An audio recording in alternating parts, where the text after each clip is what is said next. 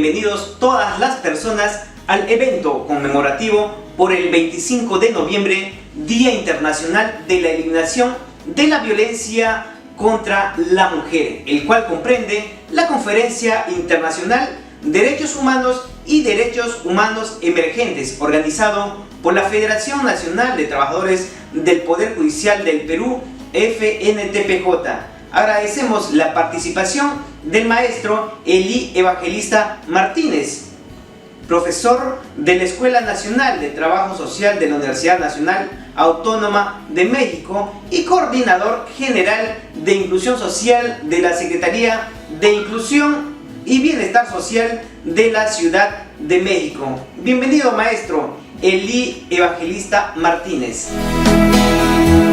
Buenas tardes desde la Ciudad de México.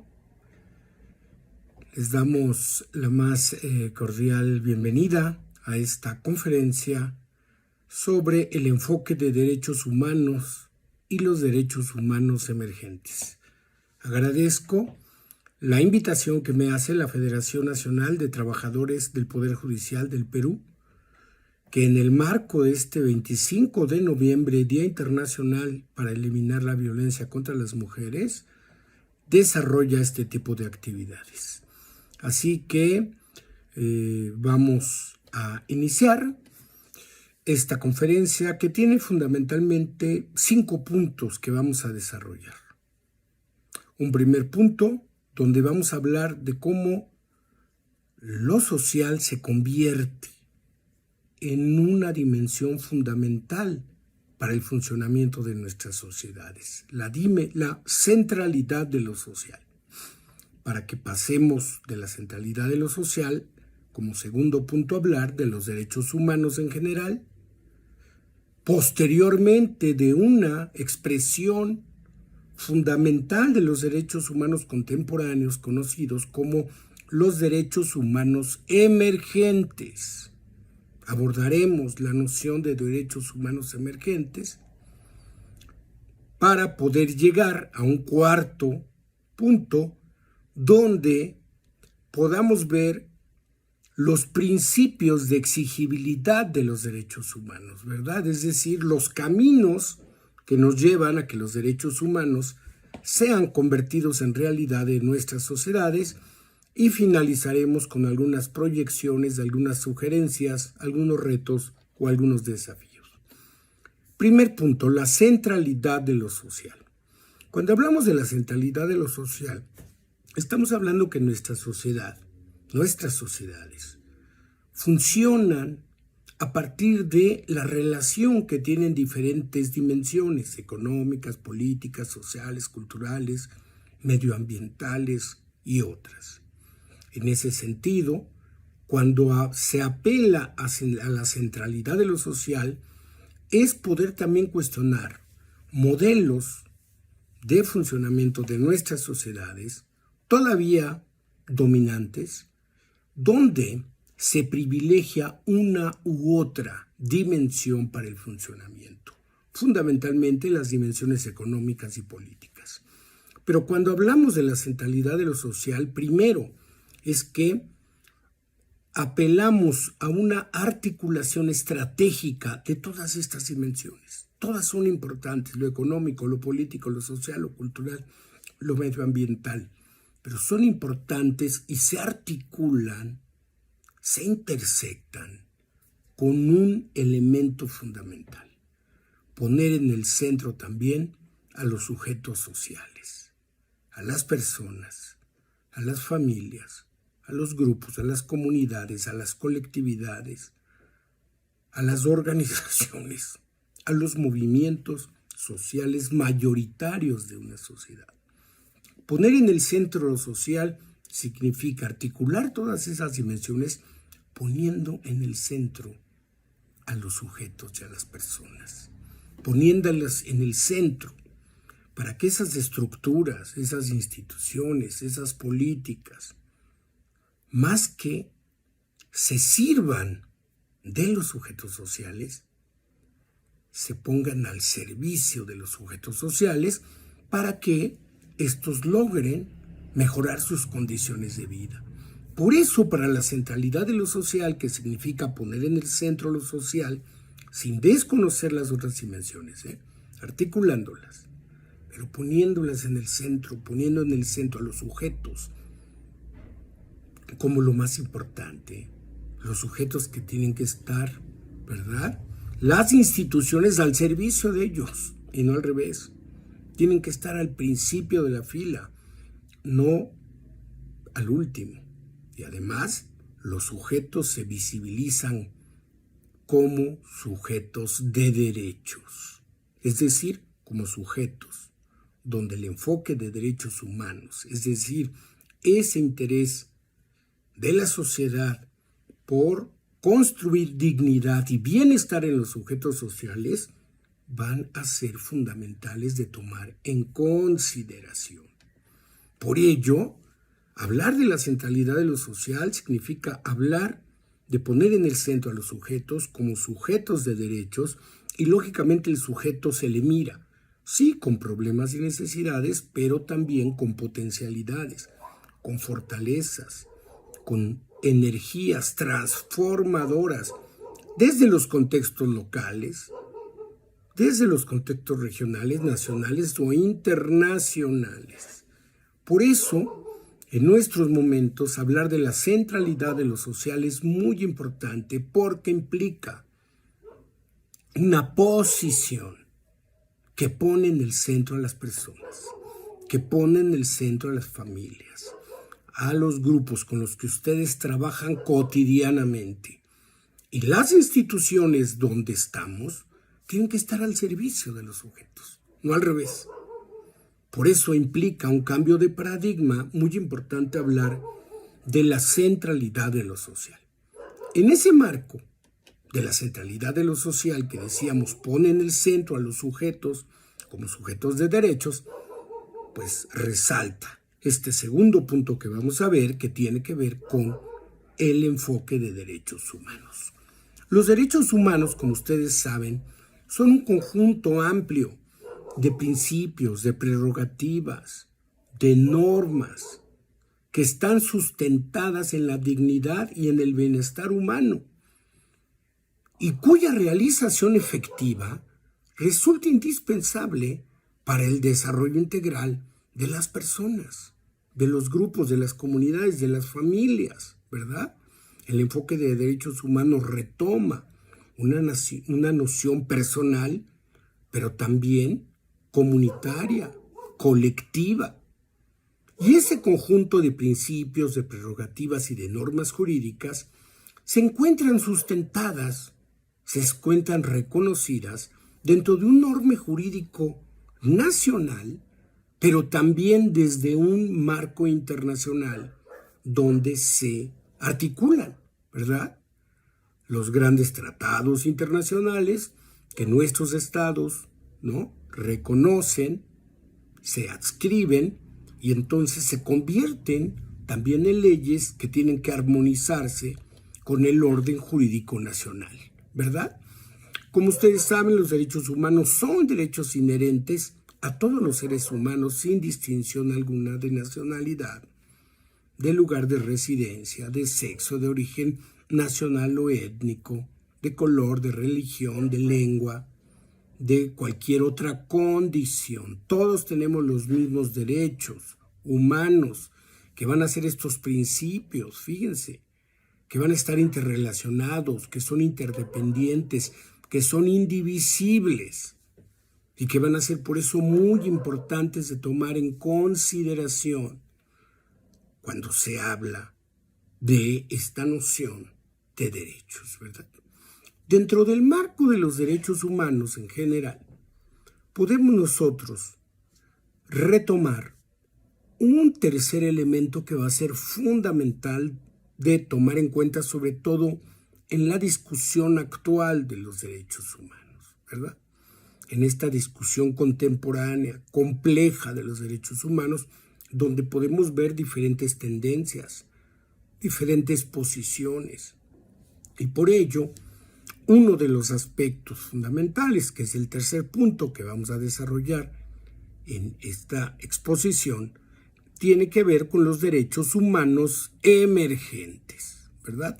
Los derechos humanos emergentes, que también, como la generalidad de los derechos humanos, son reivindicaciones legítimas que se convierten en legales, que la propia sociedad formula, pero que además esta noción de los derechos humanos emergentes implica nuevas visiones, renovadas perspectivas, porque nuestras sociedades cambian constantemente.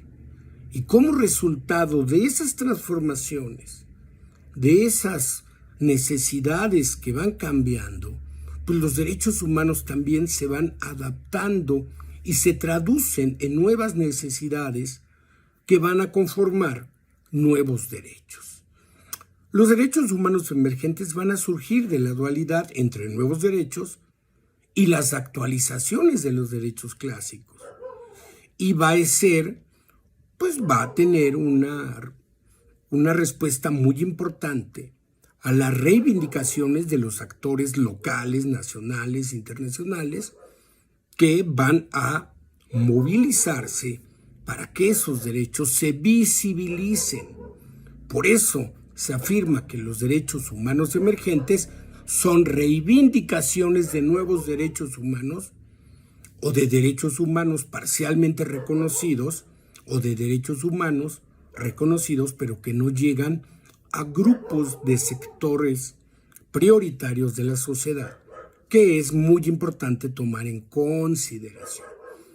Son también derechos, los derechos humanos emergentes, que están reconocidos en una normativa nacional e internacional vigente. Por eso implican nuevas representaciones, nuevas interpretaciones y nuevos contenidos, ¿verdad?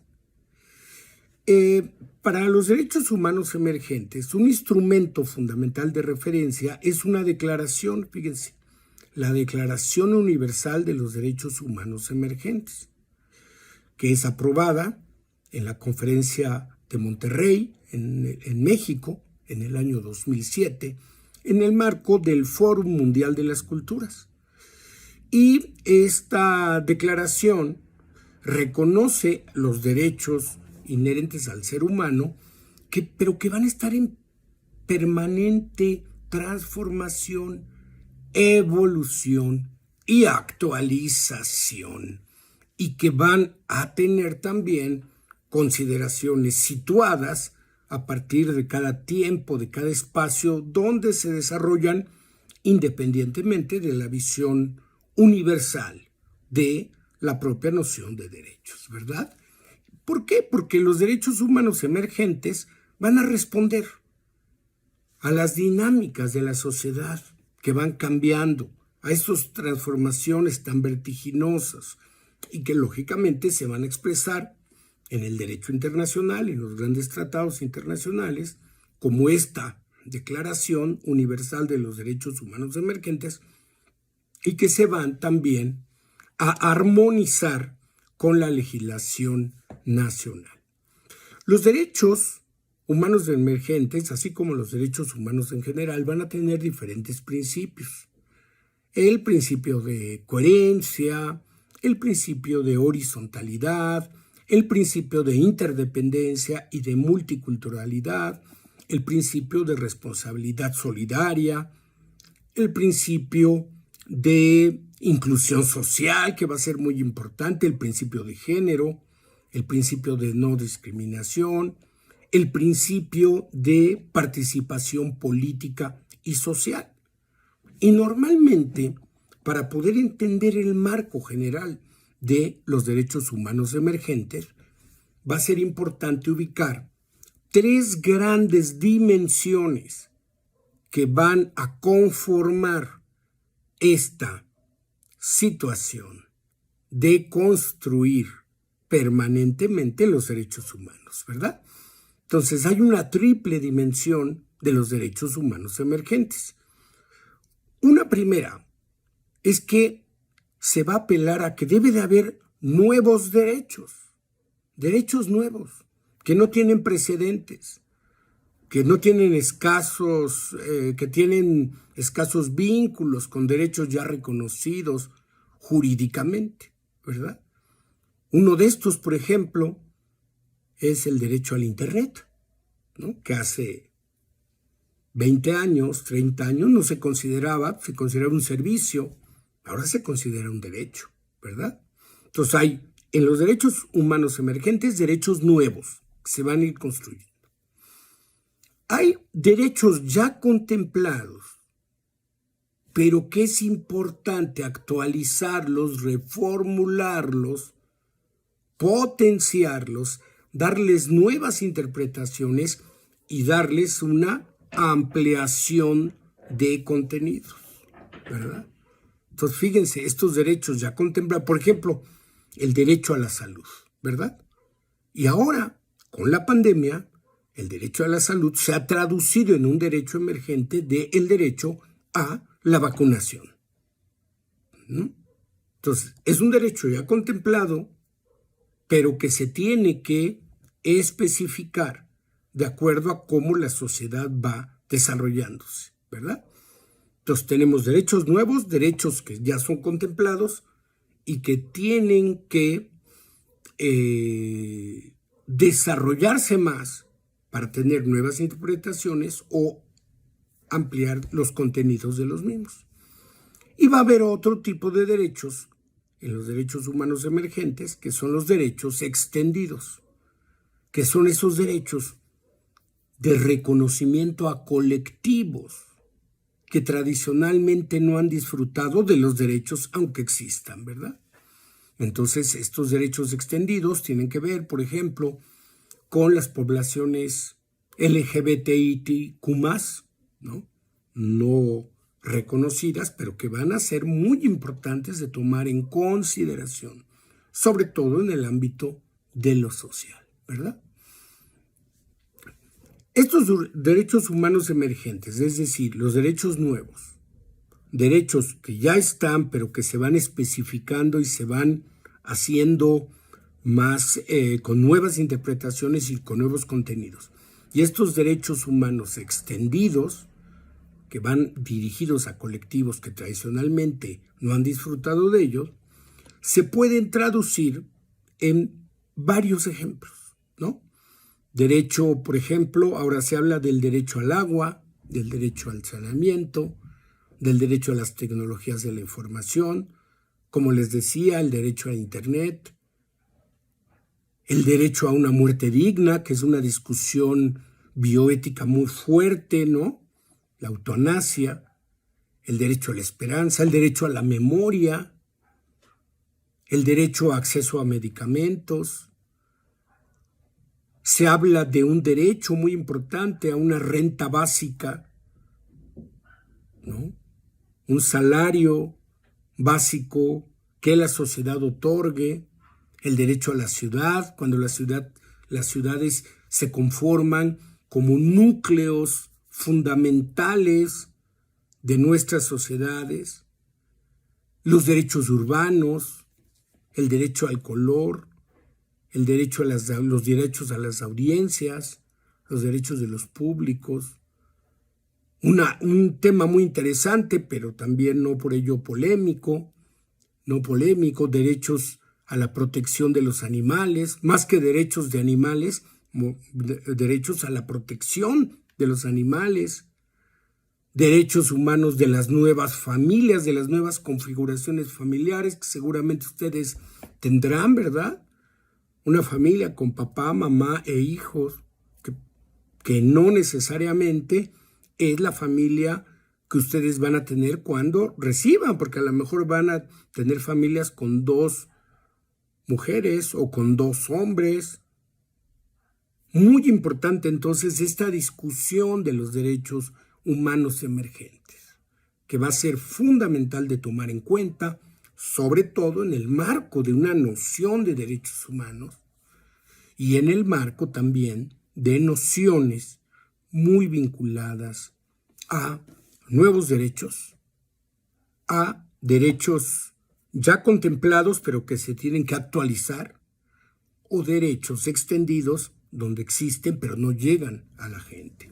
Nosotros consideramos que desde el punto de vista de este tema que aborda esta conferencia, este 25 de noviembre, Día Internacional para eliminar la violencia contra la mujer, es muy importante tomar la perspectiva de los derechos humanos emergentes, porque eso nos va a permitir construir nuevas visiones sobre estos mecanismos de eliminación de las violencias hacia la mujer a partir de una perspectiva de derechos humanos, ya sea para crear derechos nuevos, ya sea para crear derechos ya contemplados pero que deben de ser más específicos, o para derechos extendidos que tradicionalmente no llegan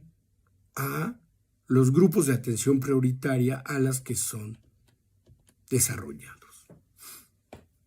Y un cuarto elemento que queremos destacar en esta conferencia tiene que ver lo que muchas veces nos preguntamos, ¿verdad? Sí, está muy bien, los derechos humanos emergentes, están las declaraciones, están los tratados internacionales, están nuestras leyes nacionales. ¿Y qué es lo que pasa? Vamos a pasar entonces al cuarto punto, que tiene que ver con los principios de exigibilidad de los derechos humanos y de los derechos humanos emergentes. Este principio va a ser fundamental, porque es lo que nos permite en una sociedad que se concreticen estos derechos. El principio de exigibilidad reivindica, fíjense, disponer de mecanismos, de instrumentos, de procedimientos, de políticas, de programas que permitan proteger y defender los derechos humanos para prevenir su violación. Fíjense que cuando se violen los derechos humanos exista justicia, que no exista impunidad y que además ahora esta noción de exigibilidad va más allá. En una visión tradicional era prevenir la violación de derechos. Cuando se violan los derechos, a ver, que exista justicia, que existan justicia, que no haya impunidad y que existan algún tipo de sanciones. Hasta ahí se quedaba. La noción de exigibilidad de los derechos humanos actual, que es muy importante que ustedes la conozcan, es que las víctimas deben de tener, incluso como derecho humano propio, la reparación integral y las garantías de no repetición. Fíjense qué importante.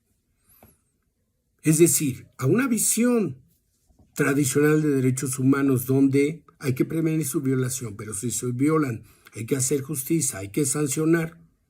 Hasta ahí. Las nociones contemporáneas más críticas de esta postura de derechos humanos implican que las víctimas deben de tener una reparación integral de diferente tipo. Reparación económica, social, política, simbólica.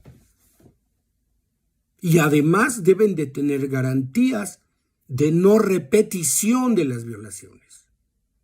¿Sí? Por eso, siempre la exigibilidad de los derechos humanos es el marco estratégico para que los derechos humanos no sean solamente leyes, no sean solamente principios, no sean solamente prerrogativas, sino se conviertan en acciones que impliquen políticas públicas desde lo local, desde lo regional, lo nacional o incluso desde lo internacional, para el respeto, la protección, el cumplimiento de los derechos. Es decir, que ahora no basta solamente el reconocimiento, la divulgación o la promoción de los derechos humanos y de los derechos humanos emergentes, sino que hay que ir a la protección y a la defensa de los mismos, como construyendo mecanismos de exigibilidad que los prevengan, que cuando exista una violación, exista justicia, existan sanciones, pero también impliquen reparación integral y garantías de no repetición. Y además, la exigibilidad de los derechos humanos corre por diferentes caminos. Va por la vía jurídica, la vía tradicional, dicen por ahí, por acciones de justiciabilidad, por acciones de institucionalidad, por la vía de las políticas públicas que cada Estado construye, por acciones de organización y movilización social, que muchas veces en nuestras realidades la vía sociopolítica ha sido la más recurrente, pero también por acciones de vida cotidiana, donde hay una cultura ciudadana, comunitaria de los derechos humanos, y últimamente también la exigibilidad se hace por la vía académica o por la vía de la investigación, ¿sí? Es decir, por la vía de la ciencia. Así que es muy importante desde mi punto de vista concentrarnos en este tema de la exigibilidad y en los caminos de la exigibilidad para que existan estos mecanismos de que los derechos humanos no solamente se visualicen como leyes, como principios o prerrogativas alejadas de las comunidades, sino que se construyan a partir de mecanismos de exigibilidad que nos permitan construir sociedades más igualitarias, sociedades más democráticas, sociedades con un enfoque de derechos humanos donde, en este caso, los mecanismos de prevención a la violencia de las mujeres sean elementos concretos para eliminar todas las formas de violencias contra las mujeres. Por eso el enfoque de derechos humanos emergentes y principalmente la construcción de mecanismos de exigibilidad será el elemento fundamental de discusión en nuestras sociedades actuales. Muy buenas tardes a todos, a todas. Nuevamente agradezco la invitación de la Federación Nacional de Trabajadores del Poder Judicial del Perú para poder exponer esta conferencia. Muy buenas tardes. Desde la Ciudad de México estuvo con nosotros el maestro Elí Evangelista Martínez.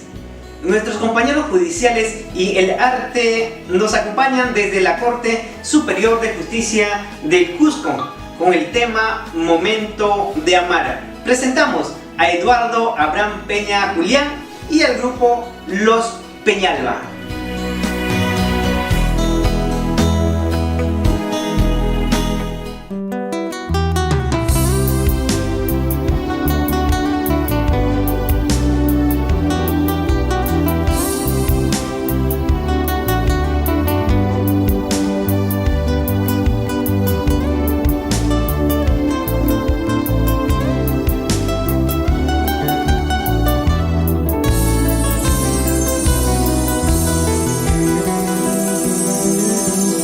Regresas por mí, te pido de corazón, nunca te alejes de mí. Yo necesito de ti, yo necesito creer de nuevo en tu querer y despertar junto a ti. Yo necesito creer de nuevo en tu querer.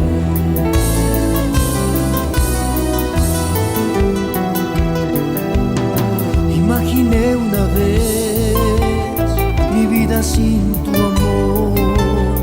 No sabes cuánto dolor aquí en mi corazón.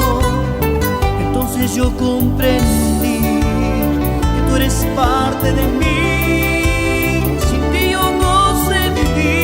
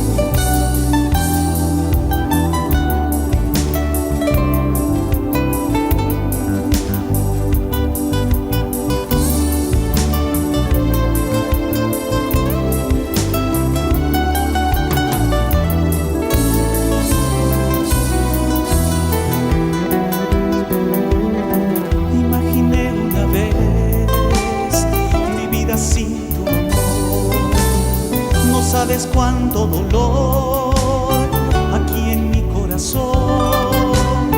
Entonces yo comprendí que tú eres parte de mí. Sin ti yo no sé vivir.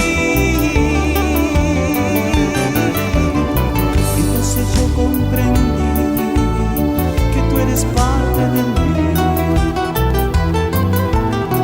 Es el momento de amar y no perder la razón.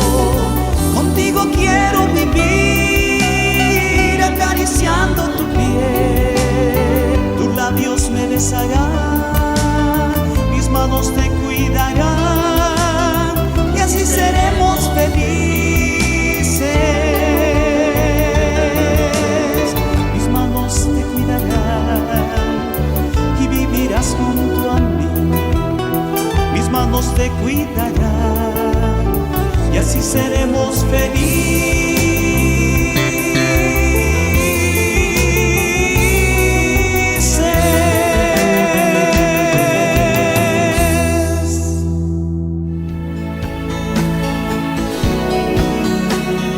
Muchas gracias, compañeros de la Corte Superior de Justicia del Cusco. A continuación, presentamos La intuición y la sabiduría en una mujer. Esta exposición estará a cargo de la maestra Caroli del Pilar Vargas, administradora de profesión por la UPC, con maestría en Dirección Estratégica y Liderazgo por el Centro de Negocios de la Pontificia Universidad Católica del Perú. Buenos días a todos. Celebrando el Día Internacional de Lucha contra la Violencia de la Mujer, me permito iniciar esta ponencia partiendo del concepto y la connotación de la palabra lucha. Es una palabra que implica violencia y enfrentamiento. Y la única que puede detener esta violencia es la mujer, desde un autoconocimiento y reconocimiento de su naturaleza creativa, intuitiva y emocional. Durante muchos años, la sociedad ha puesto sobre nosotras la responsabilidad de ser buenas madres, buenas esposas, buenas hijas, buenas personas para esta sociedad. Sin embargo, nuestra naturaleza cíclica y emocional no nos permite mantener esta felicidad, esta alegría y esta energía para ser buenas en todo momento y en todo lo que hacemos. Por eso somos humanas. Si una mujer reconociera que así como las estaciones, primavera, verano, nosotras también tenemos esos ciclos, tenemos primaveras en las que gozamos de mucha energía, mucha alegría para darnos a los otros, y también tenemos otoños e inviernos en los que es necesario ingresar dentro de nosotras, identificar aquellas emociones, soltarlas, liberarlas y poder entrar a un tiempo más creativo y un tiempo en el que podemos sostener tanto a nuestra familia, a las personas más cercanas y a nuestros amigos. Si una mujer reconociera todo el valor, si la mujer reconociera lo única y auténtica que es, pues no encontraría en su camino o no elegiría como compañero de vida a una persona, a un hombre que no valore lo maravillosa que es. En este sentido, considero que en este tiempo en donde los valores han cambiado, donde hay mucho acceso a la información y tenemos a más personas conscientes de nuestra realidad, pues es necesario ir a la causa y no luchar y pelear con la consecuencia. Es decir, educar a las mujeres, guiarlas, enseñarles cuál es su valor, enseñarles todo lo que aportan en su familia, en sus entornos más cercanos, y todo lo que aportan desde su forma única de ser, en donde no necesitamos ser perfectas, no necesitamos parecernos a alguien más, sino donde se valore los seres maravillosos que ya somos. Y para terminar esta ponencia, tengo el caso de muchas mujeres que a raíz de este autoconocimiento pleno han podido dejar esos entornos machistas y violentos y están dejando un gran ejemplo en sus hijos y en sus hijas. Están dejando un mensaje amoroso de si te valoras, si te conoces, si reconoces el ser único que eres, pues también vas a estar en capacidad de reconocer y valorar al otro, valorar las diferencias sin maltratar, sin menospreciar todo lo que ellos pueden aportar. Muchas gracias por este tiempo, muchas gracias por escuchar. Hasta otra oportunidad.